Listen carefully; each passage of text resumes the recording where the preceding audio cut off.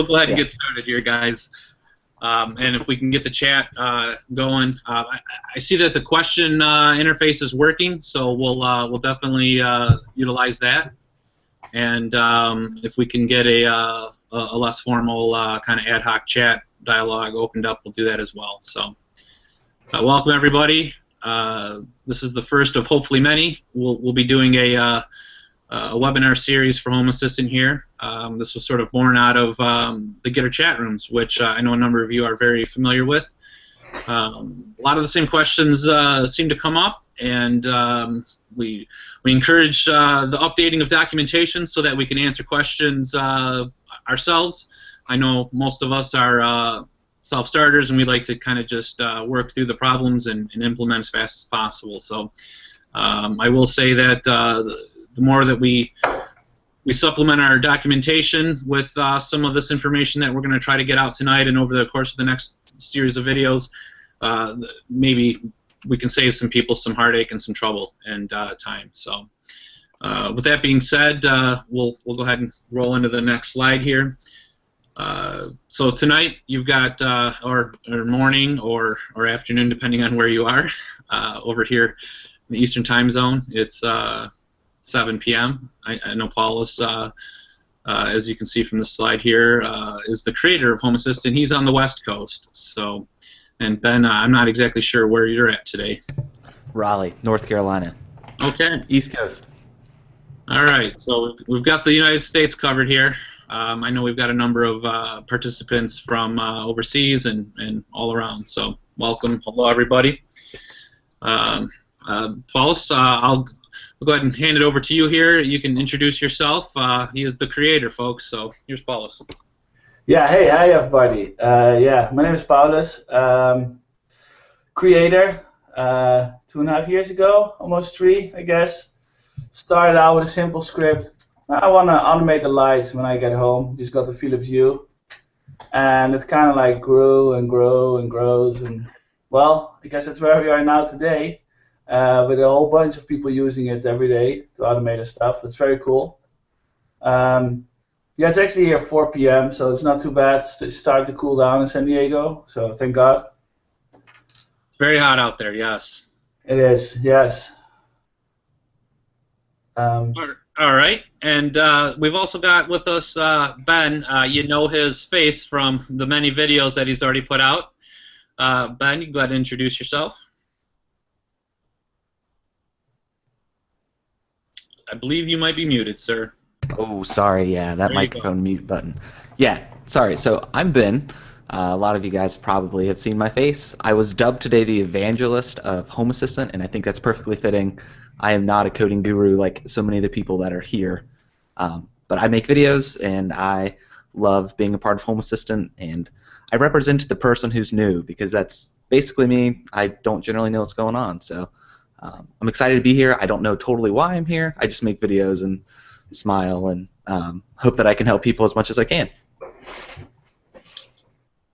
Yeah, well, and that's why we're all here, Ben. I know everybody is constantly tinkering away at their environments. A lot of it has become very, very polished and works without issue. And some of it can be a little complex, and some of the more advanced things can be a bit daunting for some people getting started. And the intent of tonight and going forward is to answer those in a very easy manner, hopefully. And to that point, you know, we've got a number of topics that we're going to cover tonight. We're obviously not going to be able to cover everything. Stay tuned. There will be more. And we do have time for Q&A, so and we're going to provide a number of examples and show and tells. If you've got questions, we've got some time that we've put aside at the end of each of those to kind of maybe take 2 or 3 questions. And like I said, if we don't get to them, we'll definitely try to tag them at the end and go through them all. So we'll go ahead and move on here. So we'll kick it off with talking about installation. That seems to be a topic that can trip up all of us at times, right? I know somebody posted today, they were asking why are there so many methods of installation of Home Assistant. Really the answer is because open source software, open source hardware, the Internet of Things is on everything and everywhere. So to only support one install method would be very, very rude, quite frankly. We want to get this technology into everybody's hands. We want to make it very easy, and that's sort of why everybody that contributes to the project has kind of put forth their own way of getting it installed somewhere.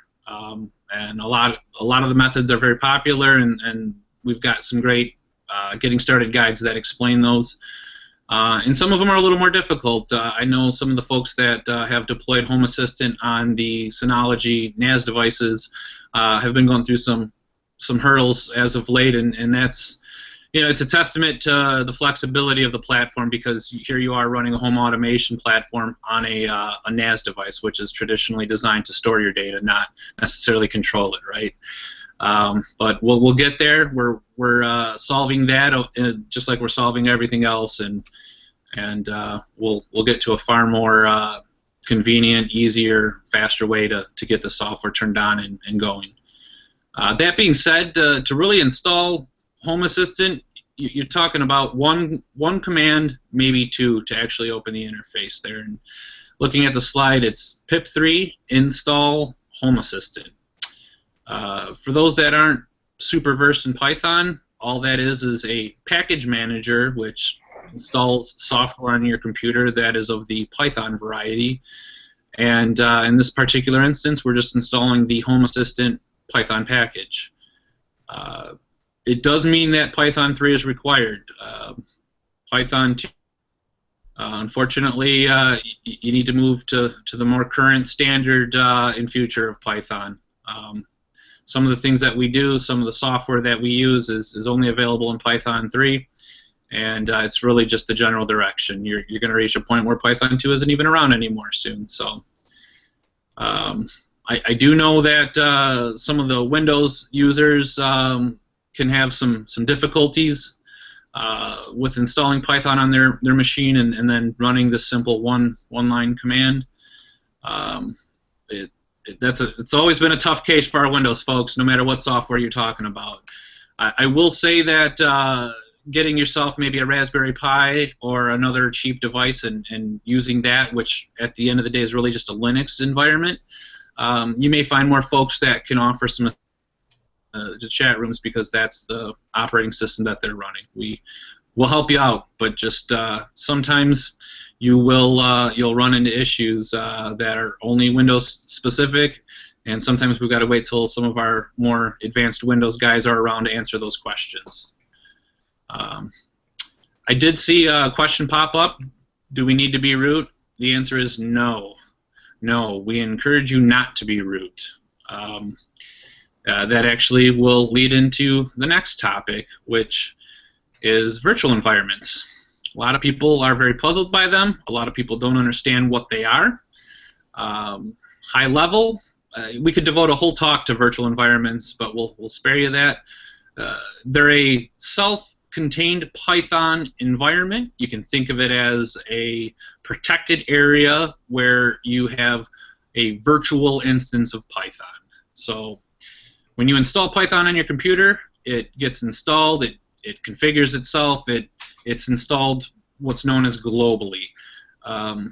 You want to protect that. You want to keep that as pristine and clean as possible, because that's the Python environment that your whole computer depends upon. When you start installing Python applications, just like Home Assistant and a lot of the other software out there, you'd want to kind of put it in its own little box where you can upgrade it, you can downgrade it, you can change it.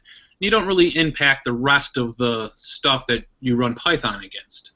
The biggest reason is if you use your computer, maybe it's a Raspberry Pi, for more than just Home Assistant, you could get into scenarios where application 1 wants a certain version of, say, requests, which is a Python web interface framework.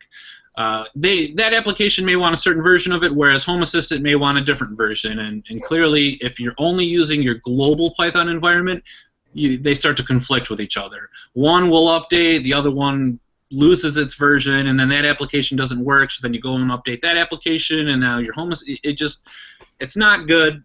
It creates a can of worms. So the best thing I can tell everybody is to use the virtual environment, and that will help you out going forward with that. I think it's good to note here that, like, we're talking, this is pretty technical, and that's sadly the story of how Python packages nowadays are distributed. People are still working on trying to make it better, make it more smooth, and we're looking into options. One of the options that Jonathan has been working on is the Raspberry Pi all-in-one installer, that pretty much all the things he just said is being done for you. The problem there is that if things break, people are actually, they don't know even what is on the system, so that also has its downsides.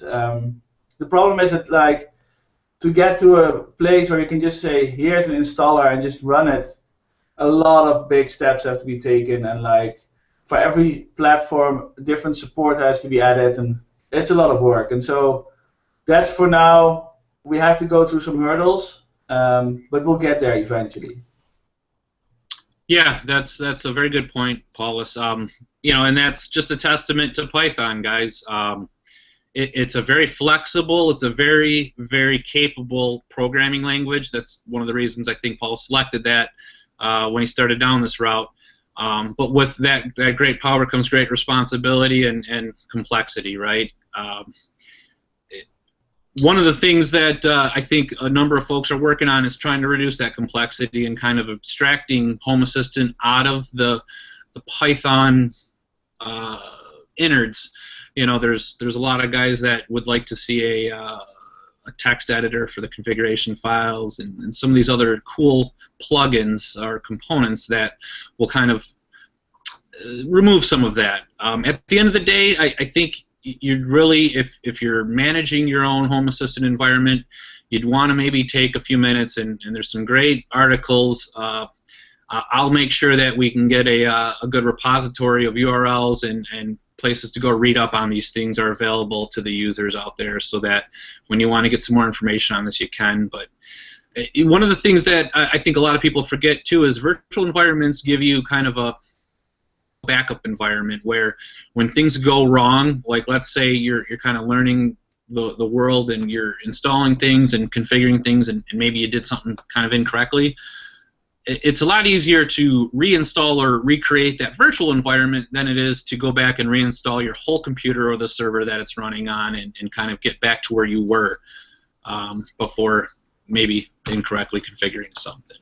So that kind of segues into the next topic, and we'll kind of do both of these next 2 points together, which is dependencies and service accounts. Dependencies, it's a Python thing, it's a Linux thing, it's even a Windows thing. In Windows, they kind of hide that under the covers. I know a lot of you guys that run Windows have probably had to install various versions of the .NET framework, right? Those are dependencies right there, guys. On a Raspberry Pi or your Linux computer, you may have to use apt, and you do that apt-get update, and then you do an apt-get install package ABC, right? Those are your dependencies. All of this great software that we run to automate our houses and interconnect all these great devices, it's really just a web of a lot of other smaller applications and scripts and things. And the beauty of Python and these package environments and these package installers is that it makes those things very, very easy. If you were into computing years and years ago when Linux was really first getting established, you remember how painful those kinds of things were, and you had to go build everything from source, and it just was a lot more difficult than it is today. So the dependencies, while we really work hard to kind of remove them and kind of make the software stand on its own, there's a couple that I don't think you can ever get around. So just like the virtual environment conversation, we'll try to get some resources and some links out to everybody that you can kind of read up a little better on dependencies here. We just got a question from Alok Sabu about, like, any thoughts on having a ready-to-use Pi image? That is something we've discussed and people have been starting to look into, but we haven't finished it yet. So that's like we'll probably just use the all-in-one installer and get like a final build ready. But we don't know when it's going to be ready. Yeah, believe me, I think all of us want a turn it on and you're ready to go image or Home Assistant environment for that.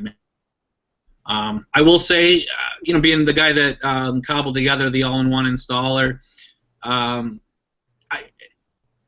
the beauty of Home Assistant is that you didn't go out and buy a Wink, or you didn't go buy a Samsung SmartThings hub and have all your decisions and how you'll do your home automation answered for you.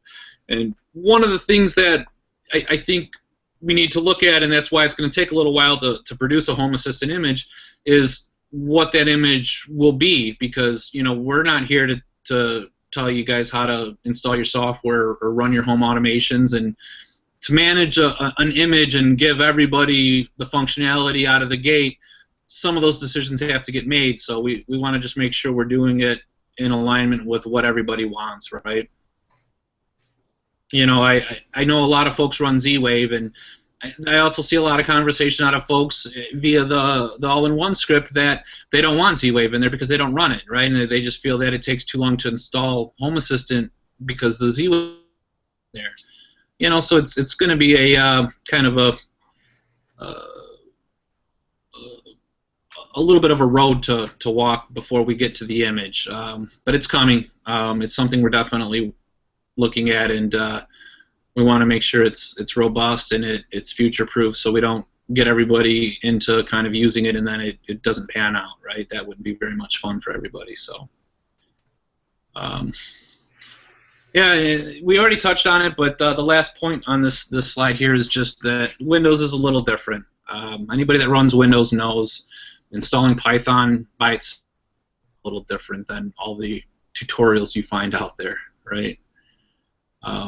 It's the directory layouts are a little different, how you turn things on, service accounts.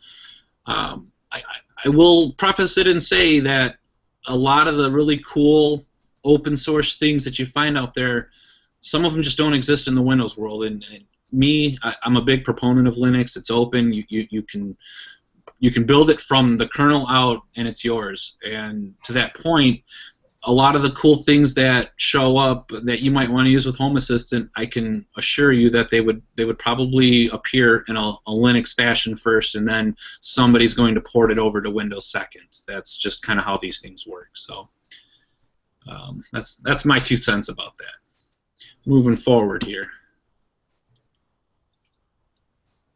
So we'll hand the floor over to Paulus here. Since he's created, I think he's probably most qualified to talk about the architecture and anatomy of Home Assistant. So we'll let him take over from here. All right. Yes, I want to quickly touch upon like the core architecture. Not because I want all of you guys to become programmers. I mean, that would be great if you want to start programming and contribute. But mainly because it's very important to know how the system works if you want to write automations that hook into that system and be able to use the full power that Home Assistant allows to offer you. And so the thing when you look at home automation in general, so there's 2 pieces of how information becomes available. If you look at information in the Internet of Things, there's things that you can observe, things that are at any point in time, you can look at your light. You can say, is it on? Is it off? And these are called the states of your devices. And this is what we store in the state machine. And so in the state machine doesn't know about what a device is, so it just knows an entity. And an entity can even be a person. It can be the state of a script as well. And for a light, we can say it's on, and it has extra attributes. It has a color. It has a brightness. And this is what you cannot use as a trigger in automation, for example, because it's for over a period of time it stays the same, right? And so for automations, if you want to trigger things, you can only trigger when a state becomes set, or when a light transitions to on, or when a light transitions to off. And these things are events. And so the thing that's connected to the state machine is an event bus where we sort of compute all the, or share all the events that happen in the system. So whenever you look at your triggers for automation, you have to see which events are going along, for which events am I going to listen. And a lot of times it's easy, right? A lot of times like, oh, when the motion detector detects motion, or when the sun is setting. For automation, there's like, we do some smarter things. We say, hey, 20 minutes before the sun is setting, because we then actually, instead of looking at the sun events, we're actually gonna listen to a point in time when we want to like actually trigger automation. And the other two pieces of the architecture are not too important to know. I mean, they are like the service registry, as you know, is how you interact with the Internet of Things. So this can be anything. It can be set the brightness of a light, set pause a media player, a bunch of different things. Well, the last piece is the timer. And we'll keep firing events saying, hey, the time has changed. This will help. This allows anything listening to the system that wants to be triggered at a period of time to actually trigger based on that. So that's so that not every moving piece is going to have its own listeners to the time. No, there's one general central object that provides the time. I think we can go to the next slide. Yeah, and so on this slide, we're showing a bit how does the interaction work? How does automation work? Because in the end of the day, you're just setting up your devices, but after that, it's all about automation. That's what actually makes Home Assistant like fun. So if we see like, if we have a light bulb, and the light bulb, for example, a U-light, is integrated into Home Assistant using a light component. And this is like in your configuration where you write light colon. And then you would load up a platform, in this case platform U, and the lights will be written to the state machine. So the light component is checking the state every 30 seconds. It will ask you, hey, light, what's your state? And we're writing it to the state machine. And then whenever the light writes a state that is different from what the state machine currently has, it will tell the event bus, being like, oh, here, the state has changed. The light component will also register its service to turn on a light with the service registry. And this is how a light is integrated into the home automation, into Home Assistant core. So now, if you look at a motion detector, and this is not a real component, but let's say we would have a motion detector component that would just be notified by the motion detectors with an event and would forward that event to the event bus. Now, that on itself is nice, but you cannot show it in the user interface because it's an event, and events are not shown in the user interface, only states are. But we can trigger automations, because we can say, hey, when we detect motion, we want to turn on the light. So, well, I get a question if I can show the slides full screen, but I think the slides are full screen. At least I'm not in control of the slides. Jonathan is. Oh, I guess if you're on. Oh, okay, I see. 1 second, guys.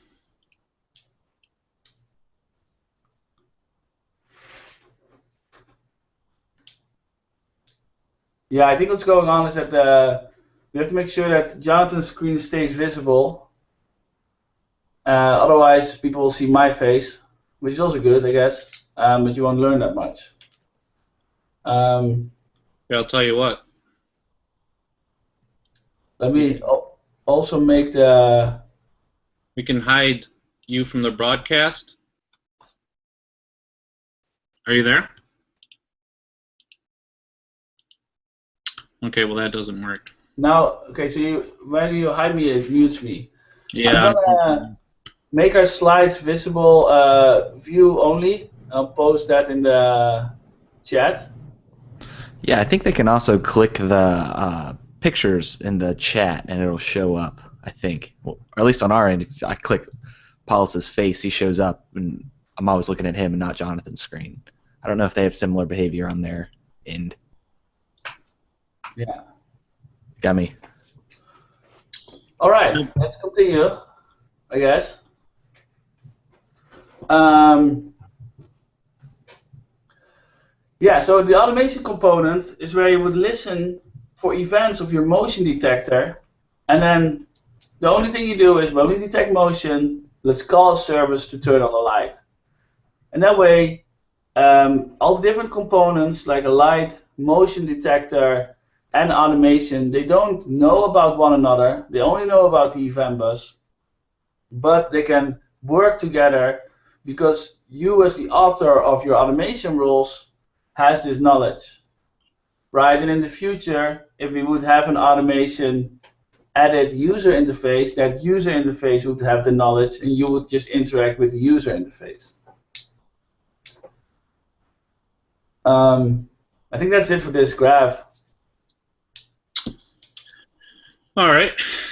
So one of the things that I think a lot of folks struggle with is exactly defining those things and automating the lights and the motion detectors and all of those things. I believe the flexibility is where the problems lie, because you can do it a number of different ways.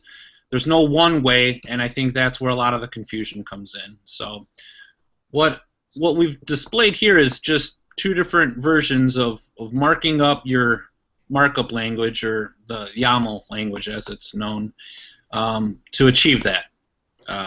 If you look on the Home Assistant's website, you can see that we've got examples, and under those examples are a number of users have submitted their configurations, and within there you can see real-life working examples of a lot of the ways that you can lay out your different components to bring those into Home Assistant here.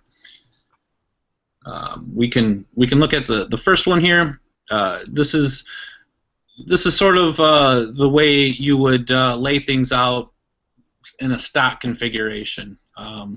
You can either nest everything under a sensor heading, and these would all be the entities that you would eventually work with throughout the rest of your configuration here.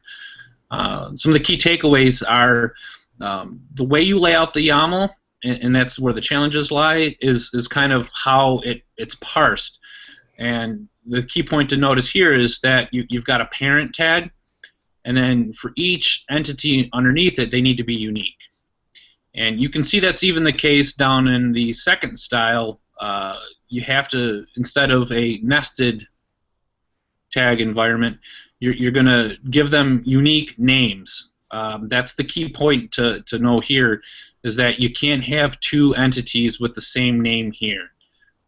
They can be any kind of entities. That's, in this type of way, you're basically just grouping them together. They don't have to be this way, but it's very conducive to keeping your configuration and your code clean, to kind of group them together this way.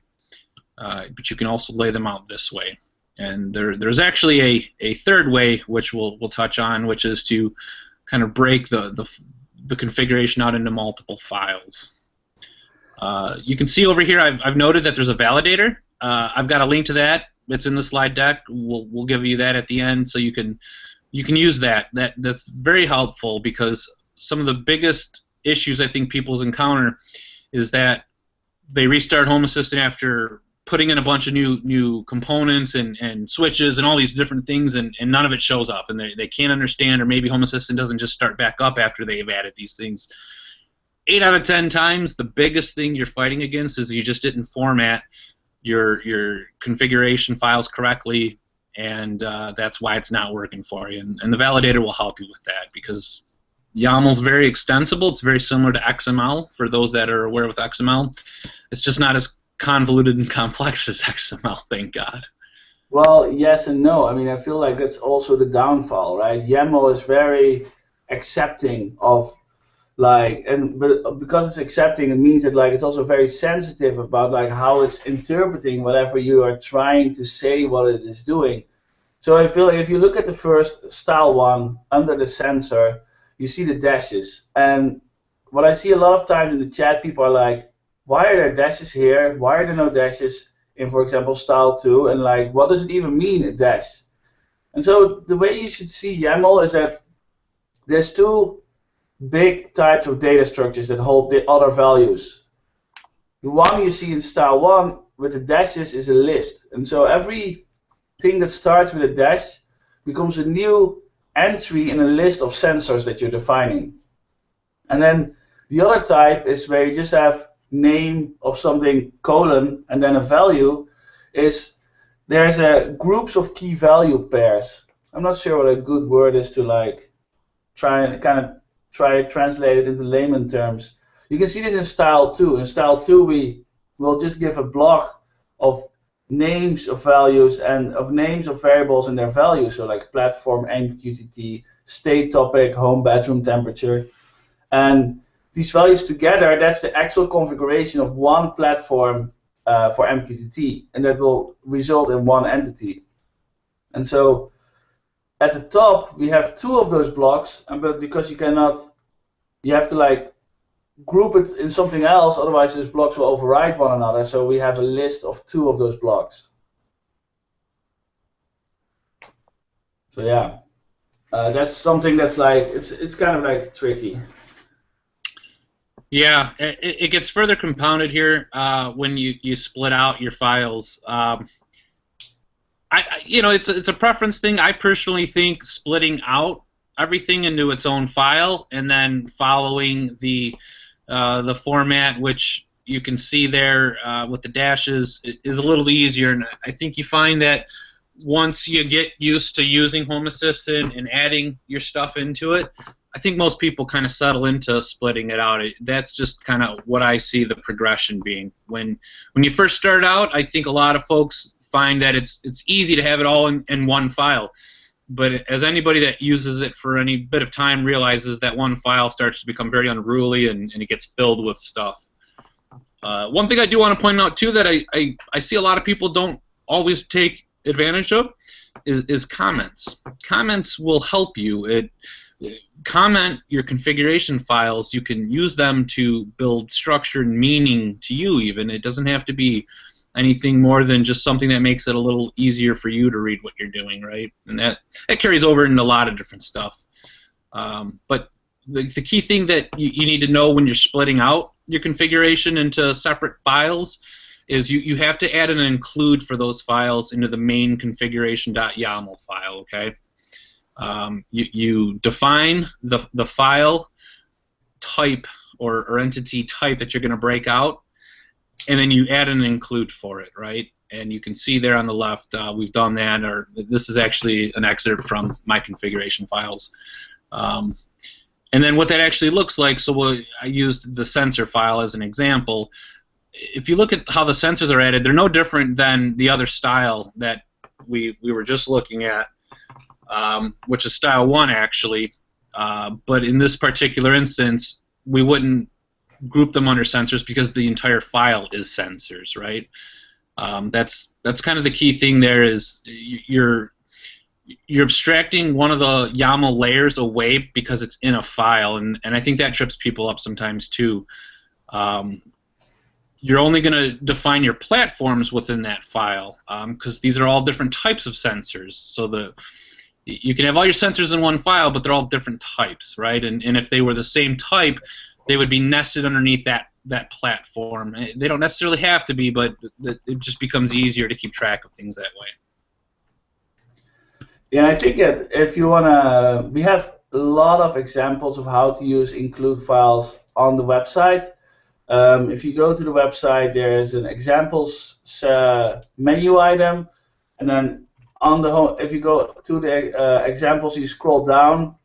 There's a heading called example configuration.yaml, and there's currently 7 different people that share their configuration, including Ben. And you can see how they have laid out their configuration. I think learning from example is always good. So look at those files and get some inspiration. Yeah, that's one of the reasons that we're having this webinar here, is to kind of show you the stuff in real time. And I think that's a good point, Paulus. Anybody that's in the chats and has been tinkering with this I think we can all agree that when when you're struggling to get something working and somebody comes along and gives you their example of how they used it, and then you kind of just take that and then add it to yours, and maybe you tweak it a bit because you're using different sensors, or maybe you're trying to base an automation off of a time or something.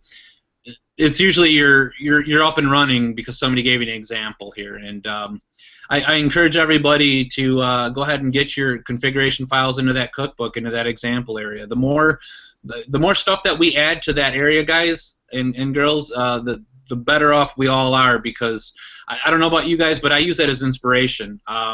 You know, almost weekly I'll go over there and see if anybody's done anything new, which kind of will give me some ideas into what I can do with my own home assistant environment, right? So moving forward here, you can see we're talking about customization, and that is one of the greatest things I think that we can do with Home Assistant. If you look at some of the proprietary automation smart home environments, the hubs, the things that are products that you go into Home Depot and to your local Best Buy or electronics store and buy, you know, they do a good job of providing what it is that they're trying to provide. Maybe it's turning your lights on and off, like the Hue lights are very, very good for that. If you've used Smart Things or the Wink Hub or some of those other ones, you know, they have a bunch of products that work very well for them, and they're great products, and that's actually why you see them get incorporated here into Home Assistant, right? Because we're using those things. But at the end of the day, you're very, very limited into what you can do in terms of how they look, what they're named, what they interact with. You know, most of the apps that we get with these platforms, they're pretty good. You know, there's an Android offering, there's an iOS offering. Some of them have a web interface. You know, but at the end of the day, it's probably not how you want it. And that's where you get into customizing your configurations here in Home Assistant, right?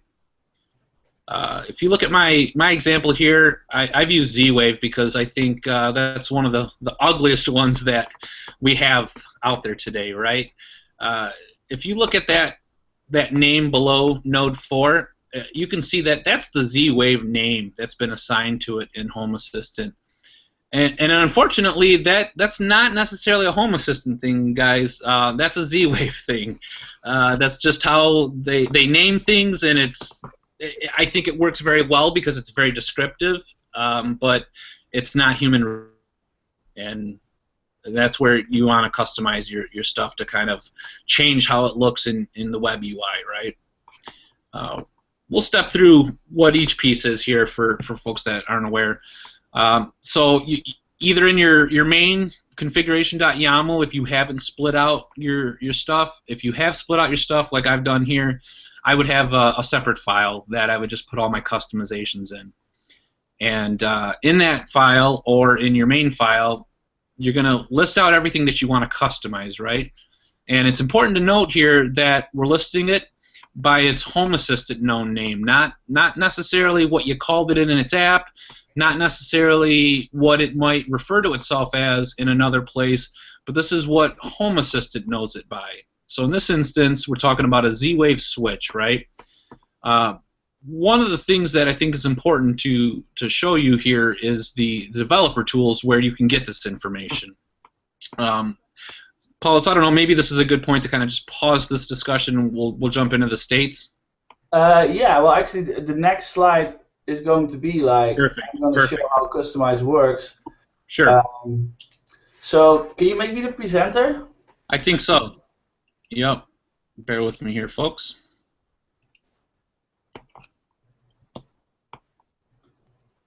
Present to everyone. There you go. Okay. Now I just got to figure out how to share my screen. Am I screen sharing? Not yet. You know what? I think I'm still screen sharing. Let me go ahead and stop that. Okay. 1 second. I gotta figure out how this present to everyone. I can't seem to find how to share my screen. Hmm. That is nasty. Let me see. What's this button? Hide participants. No. In case anybody that's tuned in is wondering, the Google Hangouts on Air interface can be a bit unintuitive for certain things here. We've kind of been struggling through that, getting this content put together here. Paulus, I don't know if do you got the vertical toolbar to the left of the Hangouts I interface? don't see it at all. Wait, let me Okay. just I'm gonna refresh this page. I might be gone for a split second. Yep, he wasn't kidding about that. He is gone, guys. Bye. Yeah. Yeah. Go ahead, Ben. I was just going to say it's definitely not the most intuitive thing. It's a lot of icons and yeah, sorry about this. Yeah, it's no problem. Well, I think that it parallels why we're having the webinar, right? Because there's some things within Home Assistant I think that aren't intuitive, and it's worthy to share it and show it, and that's what we're going to do here. Once Paul gets his sharing up and running, we're going to go. I got it up and running. Can you guys hear me? We can hear you. Awesome. Okay, I'm going to share my screen. All right, so now you guys can see my screen. So I'm running, I just installed a new version of Home Assistant. It's completely clean. This is the automation that has been generated by Home Assistant on first run, and I pretty much deleted everything on the front end, and I added light with a platform demo. This gives us what you see on the left, and I'm going to just make sure my text is a bit bigger so that we can all see it. If you see on the left, this is how Home Assistant looks. This is the demo lights, right? So we can open the demo lights, you can turn it on, you can change the color, and this doesn't reflect any real device, but this is a test light. This is actually what the developers use to be able to develop Home Assistant. Let me just make it a bit bigger. And so one thing that's super important is like the dev tools. This is where everything happens in Home Assistant. And the DevTools is like in the sidebar at the bottom, these 5 buttons, no names, and they might look a little bit daunting. And so before we go into how to actually customize, I just want to quickly go through these 5, just to like show what they are supposed to be used for. And so what you can see, these developer tools will be very much mapping to the core architecture of Home Assistant that I described earlier. And so the first one is services.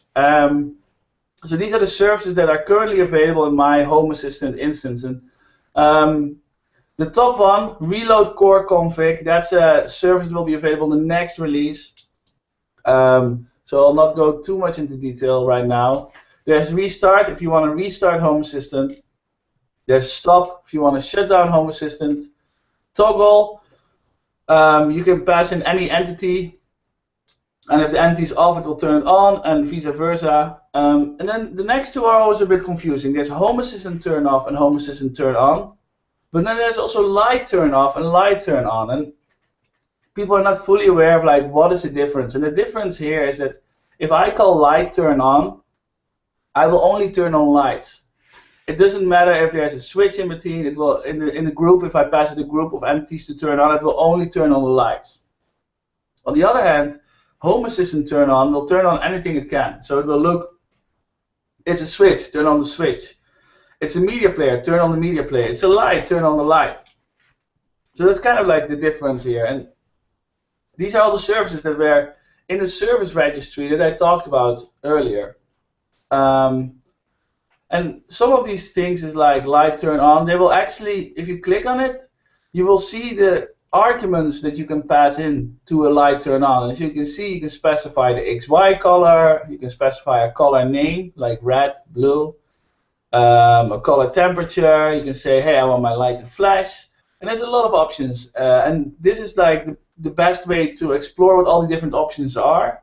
It's in this service developer tool. And so don't get scared away by the name developer tool, because it's actually also meant for people that are, working on their automations. So I guess maybe we should rename it to tools. So they're just tools to like allow you to peek at what's actually happening under the hood of Home Assistant.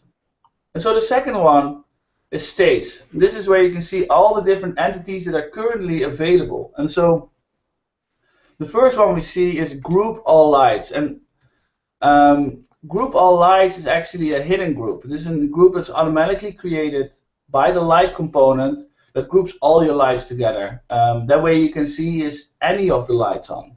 And if you look at at a state, it has an entity ID, it has a state, and has some extra data describing the state. And so we can see auto is true, which means, hey, it has been automatically generated by Home Assistant. You can see the entities that make up this group. So there's the kitchen lights, the ceiling lights, and the bed light. You can see the friendly name. This is the name that the group would have if it would be shown. But in the next one, you can see hidden true, so it's hidden. And it has an order of 0. This will be used for when it would also be displayed, and there are multiple groups. It will use the order attribute to display the groups in the right order.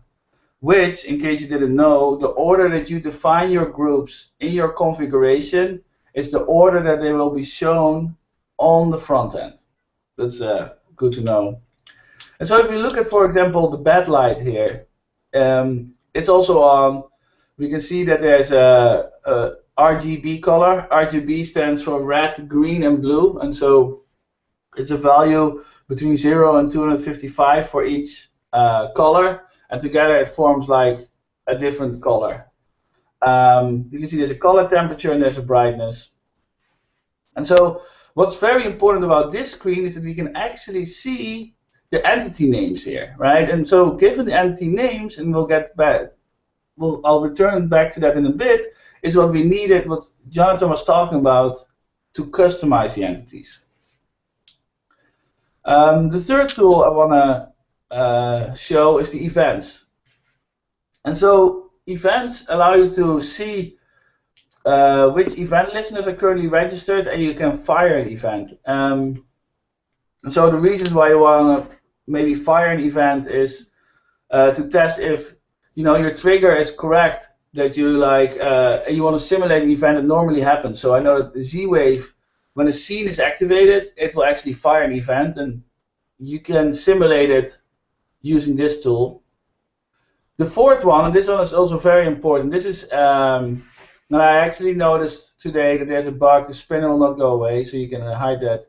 It has a lot of people get confused because it has all this default text in it, and I always thought it'd be nice to see like kind of an example, but what you're doing here on this page is like you can write templates and you can actually interact with those templates and have them like be rendered on the right. And so if you would delete everything here, and so what we just saw is that we have a bed light, right? So we can say, well, what if we want to do if state.light.bedlight .state equals on, right? Oh, hello. So now we can see it says hello because the state is on. We can say, hey, if the state is off, do not print hello, and we can see it's not printing hello. And so you're wondering like, well, who cares? This is nice. The idea is that like in your automations, we can use templates a lot. And like, so for example, if you want to write yourself a notification, you might want to write yourself something like, oh, hello, your light is, and then write your light state to yourself. And so now all of a sudden you get a notification that is actually incorporating the current state of your house. It can get very... I'm sorry? I was just going to drive that point home. You know, a lot of folks get curious as to how they transform the stuff that they've added to Home Assistant, their entities. They get very curious because when it displays in the UI, it doesn't display that very clean, nice text that you just showed right there that the light is on. It says that sensor 54379 is 255. And it's nice that we're talking about this because at the end of the day, it's templating that allows us to change how the state data looks within the environment. Yeah, indeed. Like, so the state machine really contains the raw data, and raw data is you know, it's probably not beautiful and human readable. It's made to be machine readable. And so the front end already tries to be smarter in some ways, to be like, oh, I'm going to show the data, like, you know, I'm going to actually show which color the light is instead of giving you the RGB value.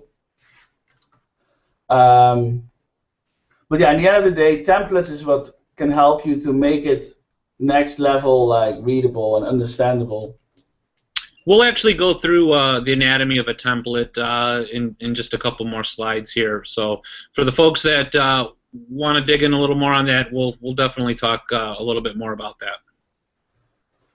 All right, the last tool I wanted to show is the About screen. It's not really a tool, it's more an About screen. It gives you the version that's being run right now. It gives you also the versions of the technologies that we depend on.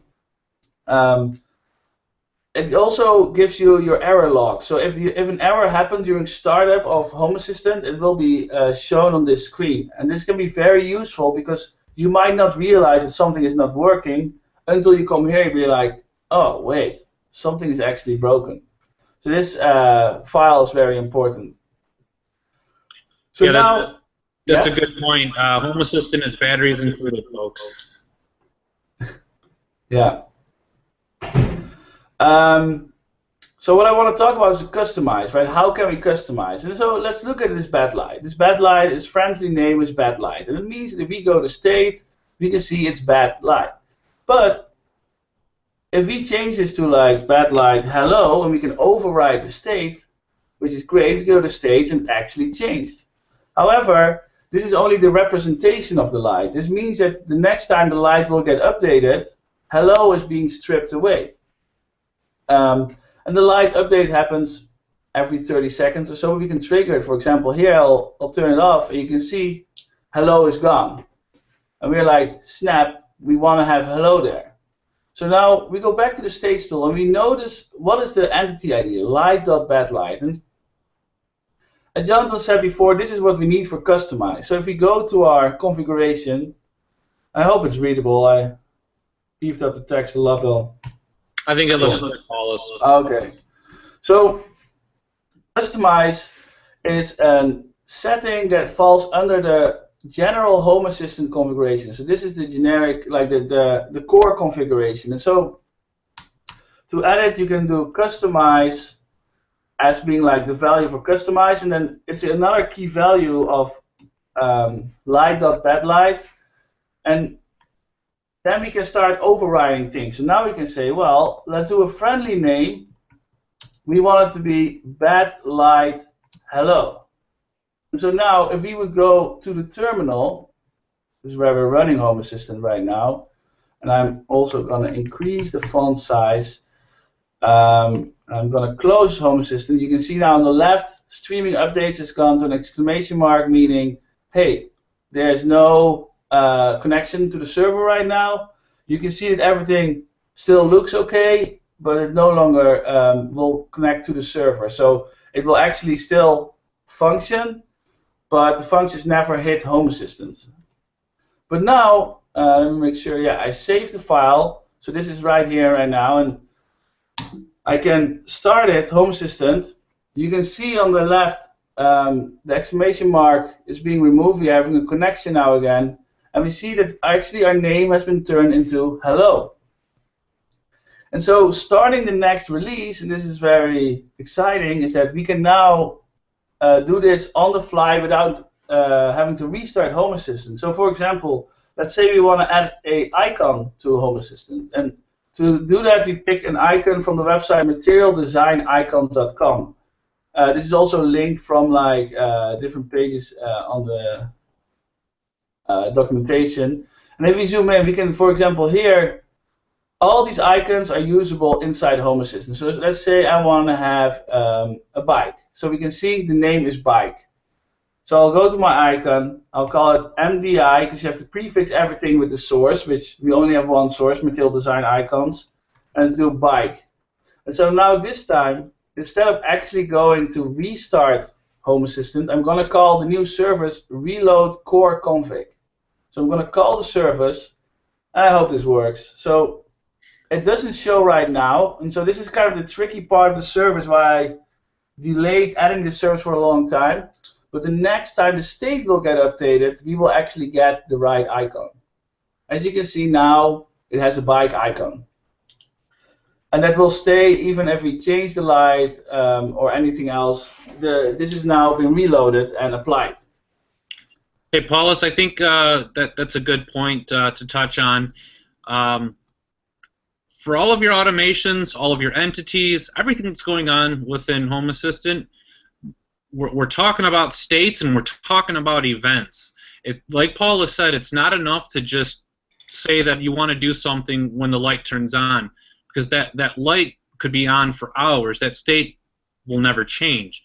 Like he's just demonstrated with an up-and-coming feature to reload without having to reload everything, we're basically resetting the states so that we can realize this change instantly rather than waiting for that polling cycle to happen. So. Yeah, I think this my demo is pretty much done. I'll stop sharing my screen.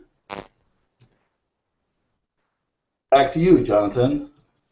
Sure.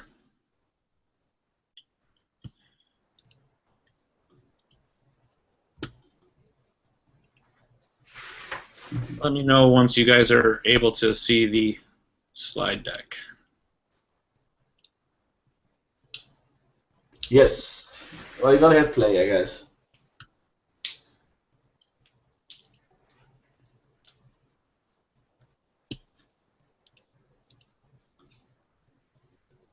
All right. Is it back up now? We still see your browser window with the slides, and we don't see the presented version. Okay.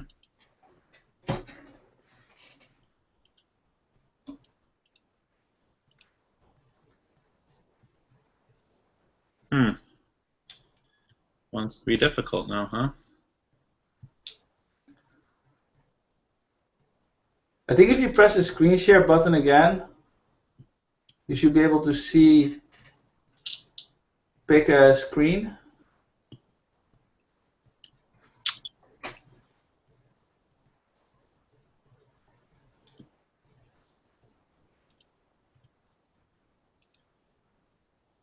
Okay.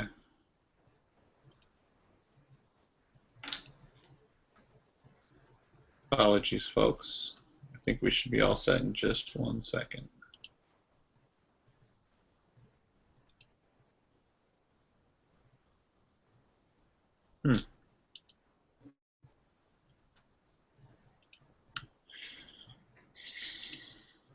So it has essentially taken away its ability to present. Let me see if that does it now. 1 second. You might have the thing open on another desktop. If you're on a Mac, you can like do 3 fingers. Oh, there you go. Yeah. We're good now? Excellent. All right. So walking through what Paulus just did, this is the just some screenshots of that work. Like he did, he added an icon. You can see Home Assistant comes bundled with the ability to use all of the material design icons. Those are supplied by Google. There is a plethora of them out there. You can really customize your stuff out to your heart's content. You just need to go onto the website like he did, pull down the name of the icon that you're trying to use, and then just insert it into the customization like we did here with the siren. You can also hide things. That's a big thing because I know a lot of folks when they build out their automations, when they first restart, they notice that their web interface is bombarded with a bunch of new things that they don't want to see. That's the web interface presents everything, right? There is that default view that will go through and give you everything. You can hide and selectively choose what you want to display by adding this attribute hidden equals true, and that will hide it from the web UI. We'll actually talk about some other ways that you can do those kinds of things. You can see I've noted with the scripts there, that's a big one, right? Because scripts and automations usually are things that we don't actually touch or interact with. We want them to fire and do on their own, and ultimately you'd want to hide those, right? So moving on here, we walked through the demo with Paulus. One second, I see one question that's by Charlie Sikes, I probably pronounced the name wrong. Is it a good habit to put those friendly names and icons within quotes? Yes. So YAML is very sensitive and is trying to be so helpful that if you write numbers, it will all be converted to numbers, etc. And at the end of the day, if you want to write a string and you want to make sure it's a string, just put it in quotes. And because the reason I'm saying this is that like some strings are actually magically converted to like true or false. So if you write on or off, it will be converted to true or false. And so by always using strings, you should be good. You should get the value you want. We've actually got another question, Paulus. Is there a way to template an action? Yeah, totally. I think it got released 1 or 2 versions ago. You can call a service based on a template, and you can pass in attributes into the service also based on a template.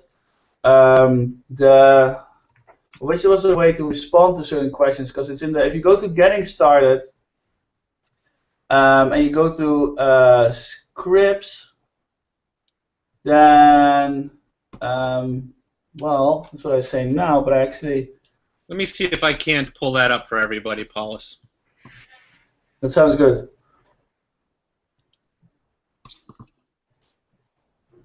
It's in the.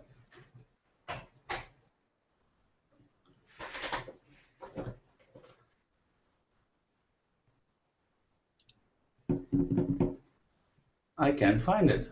That's very interesting. Well, if I can't find it, nobody can find it, huh? Oh, there you go. So if you go to Home Assistant Getting Started, and you go to Service Calls, which is under the Scripts heading.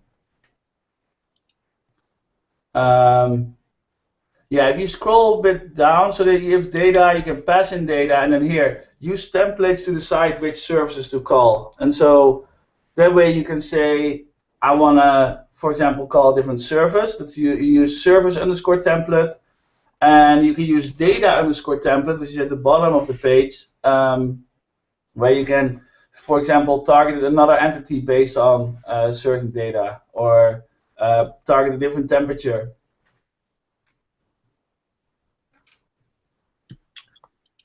All right.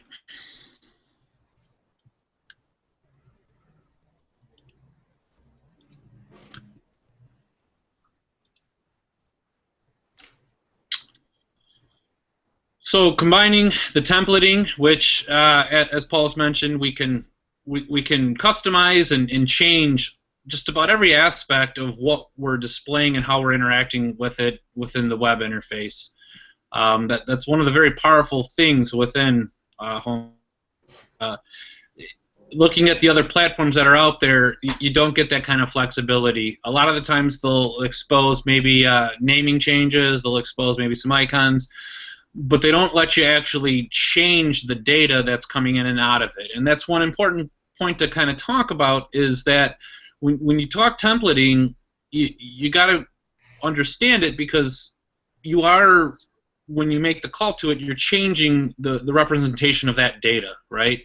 The templating is based off of the raw states that we talked about, but you can transform what that looks like. So you just want to be cognizant of that when you start building out automations, because after you've made some modifications to that data, and depending on where you call that data, you could need to change how you reference that state, because if the sensor's raw data is 255 for being on, and you've changed that to be open, you would need to kind of generate conditions and triggers based on the word open, or the string open coming in, rather than 255 at that point.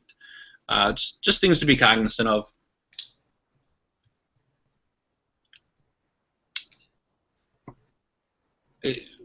Apologies for the very long display of this, but it kind of is important to see it in that form, because if you look at this, we have template sensors, switches, basically virtual instances of the physical entities that we have.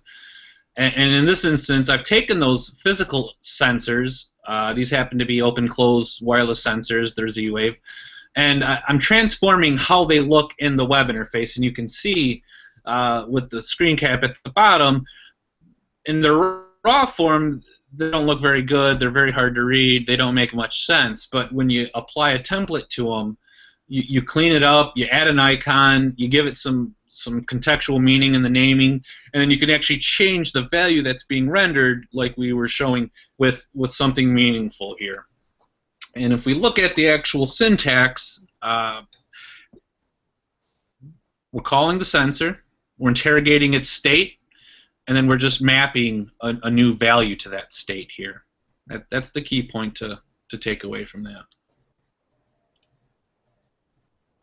Grouping, it's pretty self-explanatory. It's important to realize that the grouping with the customization with the templating equals a really sweet-looking home automation environment. That's where you kind of bring them all together, and you can do some really great things. As Paul's touched on, we've got by default Home Assistant groups its main pieces together. Your lights, your switches, those things. But you really would want to start grouping your things together, maybe logically, based on how your house is laid out, those kinds of things. One thing to note, you can define your views within the groups. You can apply icons there. This is another just area that you can customize, right? And even this, you can get carried away with how you customize it.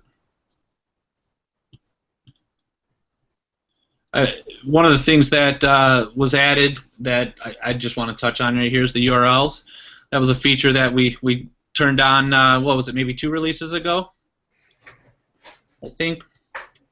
You have the ability to display web URLs, so now you can use a Home Assistant to call over some of your other products and maybe web interfaces and like your router and just some of the other things that you interact with that might be running on your home network. Yeah, that's using the web link component to provide links. And you can set it to anything you want. So, just to let you guys know, we've got probably about 20 minutes left here, and this is kind of all devoted to automation. You can see here, this is just one example of what we've got. Depending on how you lay out your configuration files will kind of dictate how you define your automations. This goes back to our beginning conversation surrounding YAML. You just need to be aware of your formatting depending on how your configuration files are laid out. But at the end of the day, the automation is very straightforward. It's very easy to use, guys. You're just going to define what happens, when it happens, and how it happens.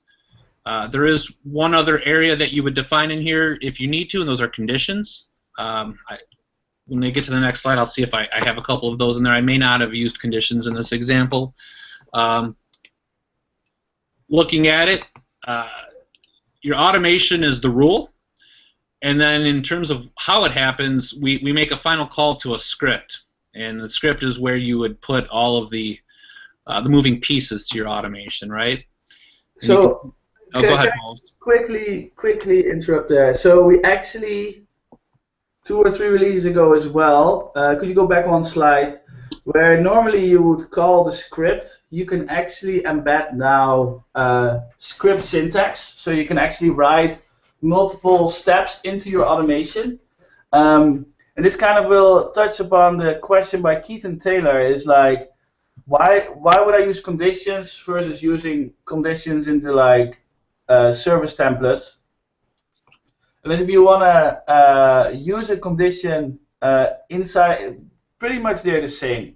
So within a service, you also have conditions whenever you're calling your script syntax. And so you can say, do this action, and if this is okay, then continue with the next action, otherwise stop.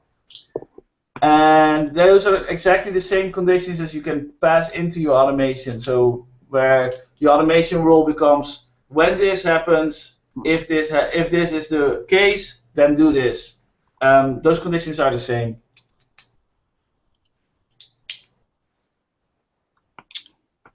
As Paula said, you could nest these into the actual automation. One of the things that you find is that your configurations, your scripts, they start to get pretty large, right? This is a simple example. I wanted to keep it clean to just drive the point home.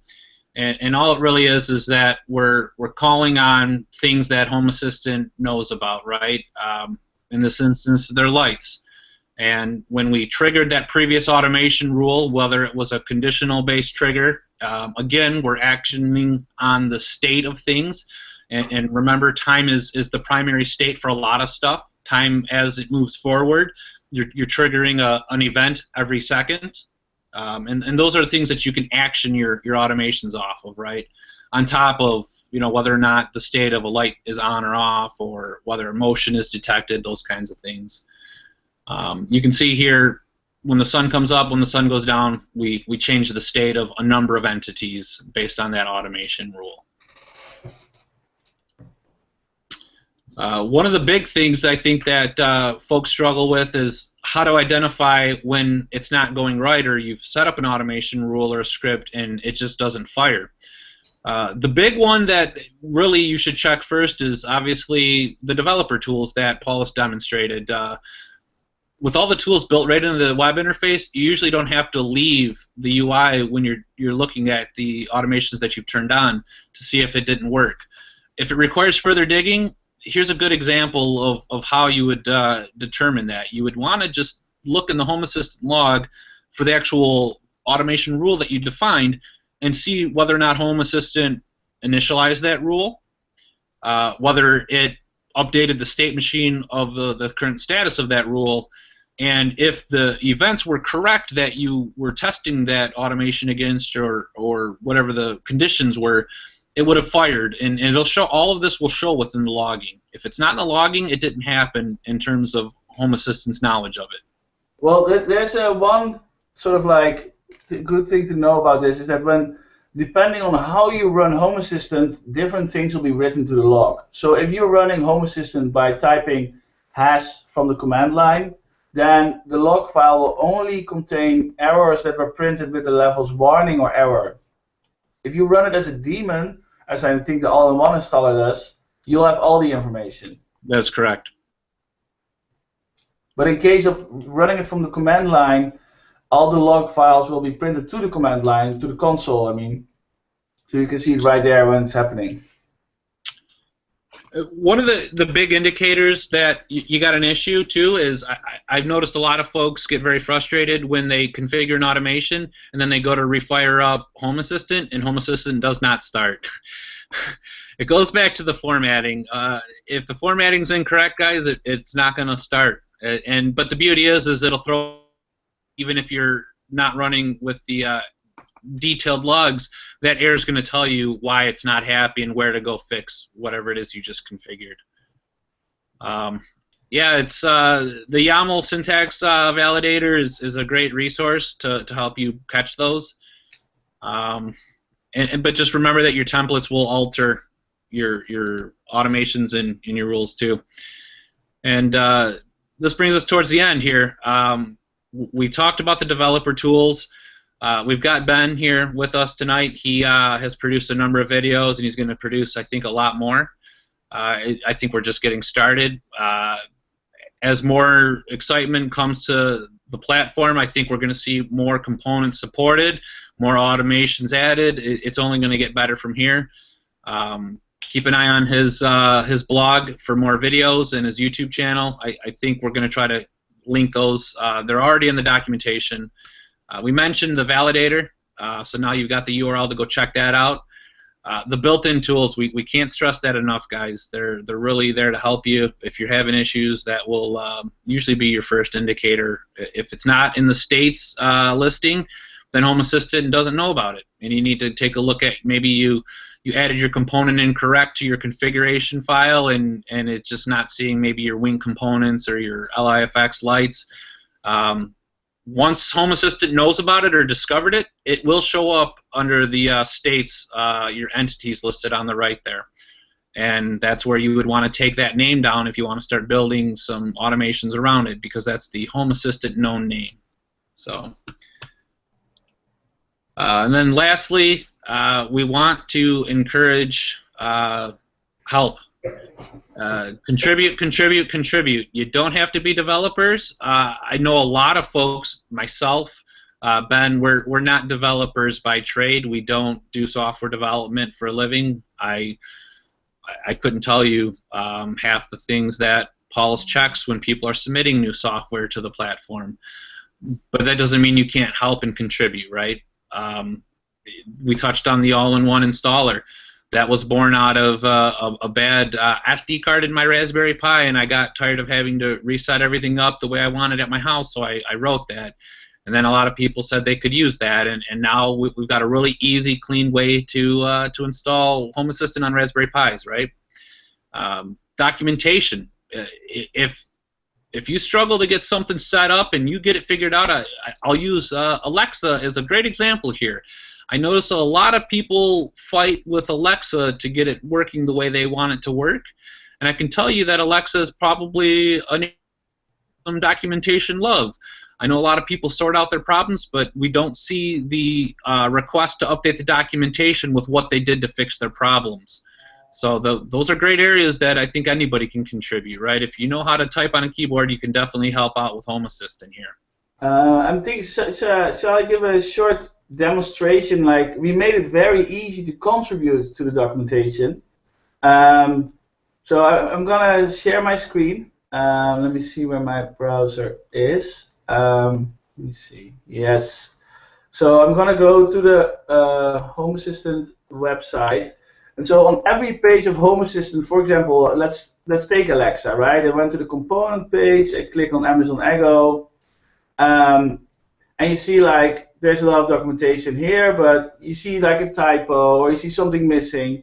Whenever you see these things, there's on the top of the page, and I'll zoom in a little. You can see here, it's called Edit this page on GitHub. And so the only requirement for you to be able to submit a change is that you have a GitHub account. So when you have a GitHub account, you can click on this page. It will go to GitHub. It will show you the raw version of the page. Well, sort of raw. So when you click on the edit this file, which is the pencil icon here, you will go to see the actual source of the page, and then you can go and say, for example, oh, I think in addition should be, well, extra. And so you can type extra. You can even go and preview changes. So when you go down, you can now see that you removed in addition and you added extra.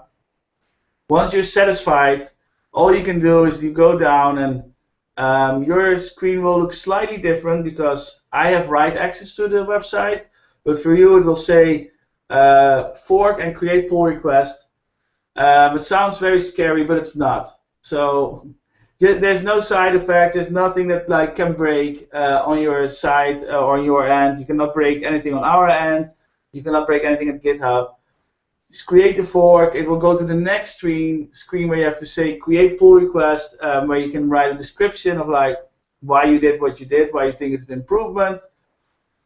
And then we, the Home Assistant authors, will get an email saying, hey, somebody suggested this change. We look at the change, we click merge this change in, and within minutes it's on the website. So it's very easy. Go do it. Yeah, to that point, I think we're going to end up having maybe a whole webinar devoted to contributing.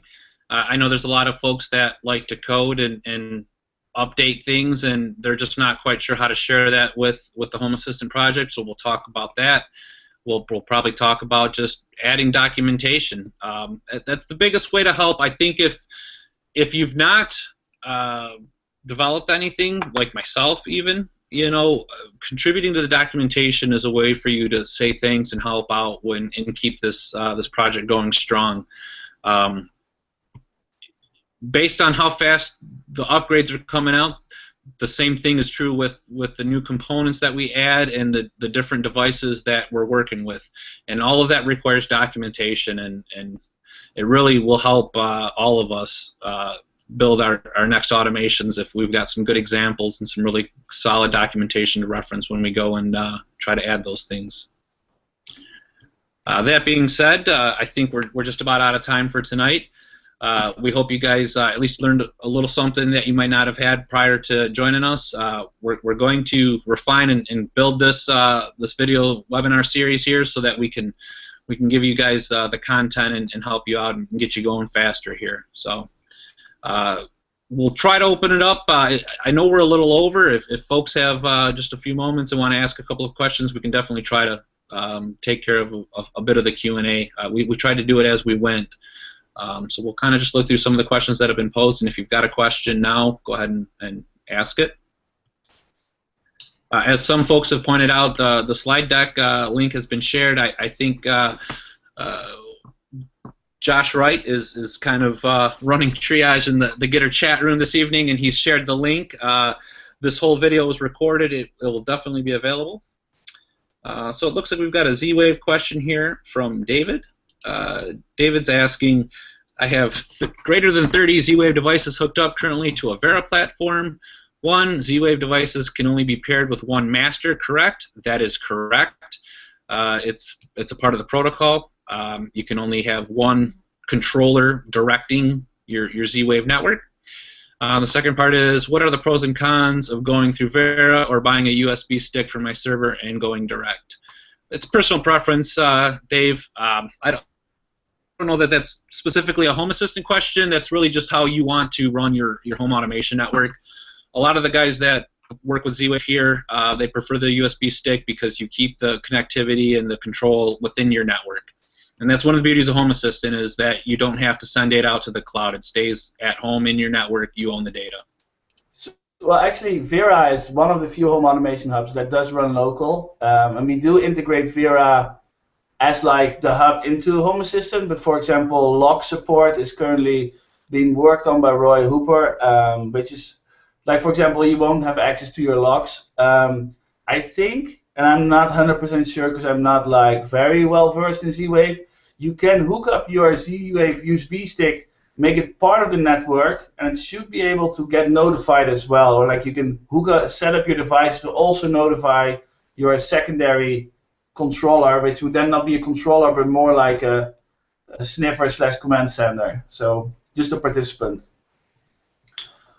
Then again, you'll have to play with this. I don't have all the experience with that. All right. We'll just scroll through some of the questions here.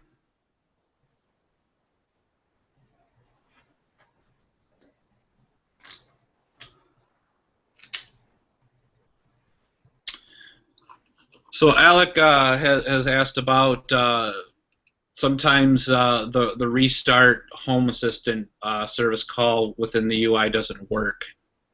Yeah, we're aware of it. Restarting itself is just a very difficult topic because pretty much you have to quit to like restart. But if you quit, how can you then trigger yourself to restart, right? And there's some tricks, but the tricks are different per platform, and so we definitely have some problems with Windows here. And it's just something that like Jay Harkis has been like playing with, but we haven't like fully figured it out. And I don't know. To be honest, like I want to get rid of restarting inside Home Assistant. I think it's more to be done by the daemon or the service that you use to run Home Assistant. So there's that. We always welcome pull requests to solve some of these things. Totally. The next question comes from John Lee. John asks, I was wondering if it's possible for Home Assistant to trigger somehow when I'm playing a video from either VLC or Media Player Classic running on a PC that is not the same P as my Home Assistant server, or is the only option to run Plex or Kodi?